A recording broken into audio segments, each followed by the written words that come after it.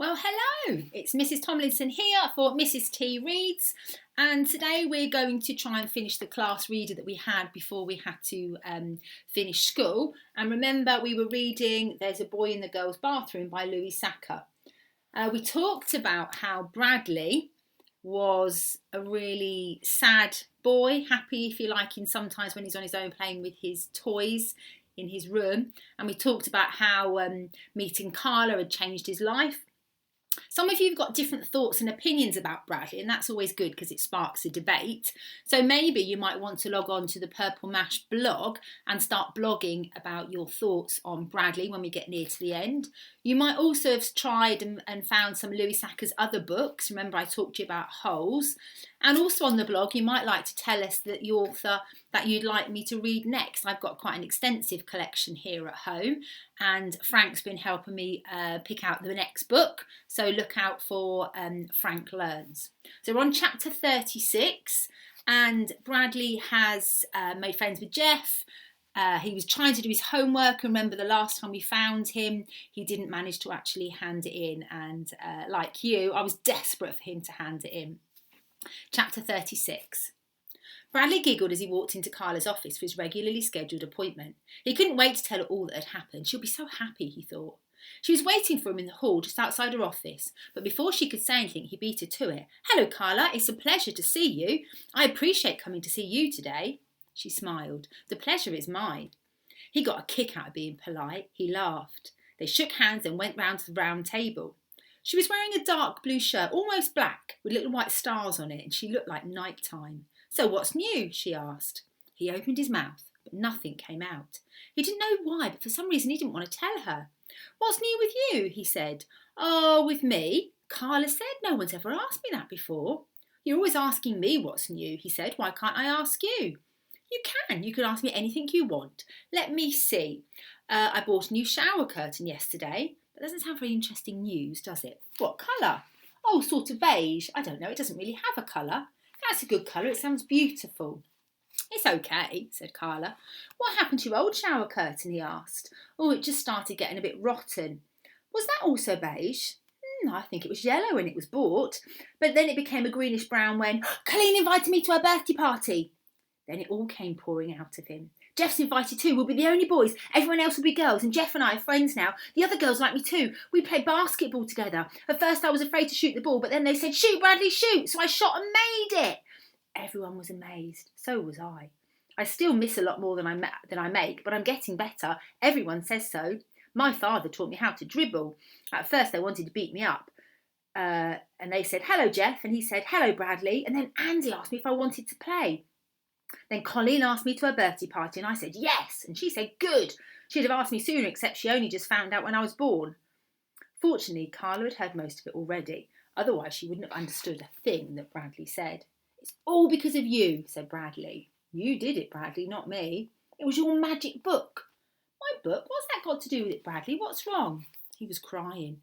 One second he was beaming about her magic book, and the next he was sobbing and shaking all over. He covered his face with his hands and tears spilled out of his eyes. "What is it? What has happened?" He shook his head. Carla rose from the table, got a box of tissues and put it in front of him. He pulled out a tissue but didn't use it. "I've never been to a birthday party," he blubbered. Then he hiccuped. "Not a real one, not when other kids are there. When I was in the 3rd grade I went to one, but they made me go home because I sat on the cake." "Well, you're a lot smarter now than you were in 3rd grade, said Carla. "But I don't remember what to do," Bradley whined. "Do I bring my own chair?" "Why would you bring your own chair?" "The musical chairs. That's when I sat on the cake. I got mad because there was nowhere else to sit." "Will there be ice cream?" "Don't you like ice cream?" "What if they don't have enough for me? What if they've only got enough for everyone else? What about pinning the tail on the donkey?" "You don't have to bring your own donkey," said Carla. And he laughed through the tears. "But what if I stick the tail in a bad place?" "You know what I think," said Carla. "I think you're a little overwhelmed by what's happened to you. You think you're Cinderella." "Cinderella," he repeated, and then laughed again. "You're Cinderella and you've been invited to the ball, and now you're afraid that right in the middle of Colleen's birthday party, everything will soon turn into a pumpkin." He wiped his eyes on the tissue. "You're afraid all the good things that have happened will suddenly disappear. You're afraid that everyone will stop liking you. This isn't a fairy tale, Bradley. Your friends like you for who they are. My book wasn't magic. You're magic." "Do I have to bring her a present?" he asked. "You don't have have to do anything, said Carla, but it's a nice thing to do, don't you think? Colleen invited you to a birthday party because she likes you, and you would give her a present to say you want to help celebrate her birthday. What should I get her? Do I get her a doll? Is that what girls like? I don't know. Everyone likes different things. Get her something you like. If you like it, then she'll probably like it too. Give her a gift from the heart. How about a shower curtain, he said. If it comes from the heart, said Carla. He smiled. When it was time for him to return to class, Carla said, I enjoyed our visit very much. Thank you for sharing. The pleasure was mine, he said. He'd been waiting all day to say that. Chapter 37. The meeting between Carla Davis and the Concerned Parents Organisation was held in the afternoon in room 8 in a second grade classroom. Carla sat in a chair that was too small for her and faced the parents. She crossed her ankles and folded her hands on her lap. The principal sat next to her at the teacher's desk. Bradley's mother wasn't there. She was out with Bradley shopping for Colleen's birthday present. Since she didn't have any complaints, she didn't come to the meeting. The only parents who came there were those that were complaining. I'd like to know what we need a counsellor for, asked her father. The kids have enough counselling. What they need is more discipline. If they're bad, they should be punished. The other parents clapped their hands. We need to get back to basics, said a woman. Reading, writing and arithmetic. And of course, computers. Her husband had a chart that showed that if the counsellor was fired, there'd be enough money to buy a computer in every classroom. Everyone got excited about that. They all love computers. No one's being fired, said the principal. The purpose of having this meeting is for you to ask Miss Davis questions. She told me my son it was good to fail, shouted a woman standing under a poster of an octopus. She told him grades didn't matter. I never said it was good to fail, Carla said calmly. I simply tried to tell him to relax. Children learn better when they're not under pressure. They do better when they can enjoy school.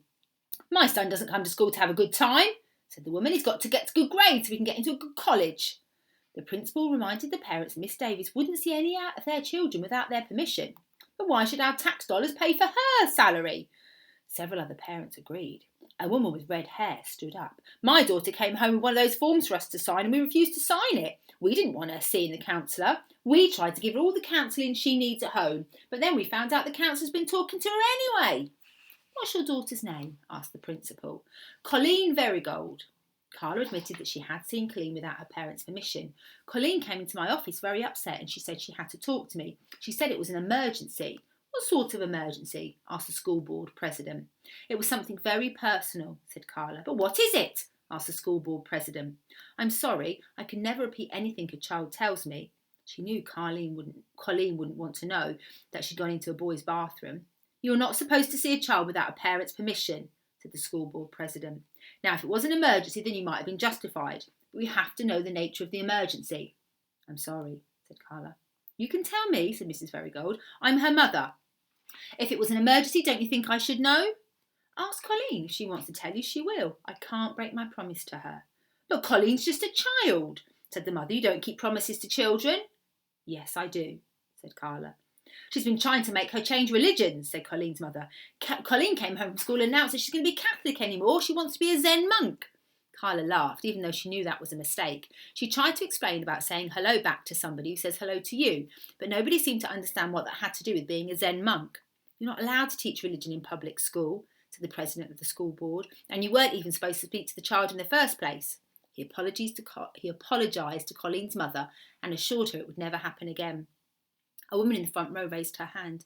I never had a counsellor when I went to school, she said. I don't understand what they do exactly. Why don't you explain to the parents what you do and how you help teach children, the principal suggested. Mostly I talk with them, said Carla. I listen to their problems, but I never tell them what to do. I try to help them to think and learn for themselves. But isn't that what school's for? To tell kids what to think? I believe it's more important to tell them how to think instead of telling them what to think. If they do something bad, don't you tell them that it's wrong? No, I think that's better if they figure that out for themselves. What if there was a boy who bit his teacher? What? Carla exclaimed. Would you tell him not to bite her? No, but I'd talk to him about it and try to find out why he bit her. What if he keeps on biting her? Asked the man. What if every day he sneaks up behind her and bites her? This is getting ridiculous, said Carla. Tell him what you do, said the principal. Carla sighed. I tried to help the boy understand the reason he wants to bite his teacher and then help him reach the conclusion that he shouldn't do it. How long would that take? I don't know. A month? Possibly. And meanwhile he keeps biting his teacher. said the first man. She could be seriously hurt. She could die, said another man. How would you feel then? What if the kid had rabies? Someone else said. Don't you think you should get a rabies shot? I think you'd feel differently if he bit you. Everyone began talking at once. What if he bit you? You'd punish him then, wouldn't you? Wouldn't you wait to thank you? No, not if he bit you. What if he bit you? Carla uncrossed her ankles, then crossed them the other way. She looked at the angry group of parents and she got the horrible feeling they all wanted to bite her butt. So I'm sensing that things aren't going so well for Carla and the parents haven't quite understood exactly what she's doing there. Tune in for chapter 38 to find out what happens next.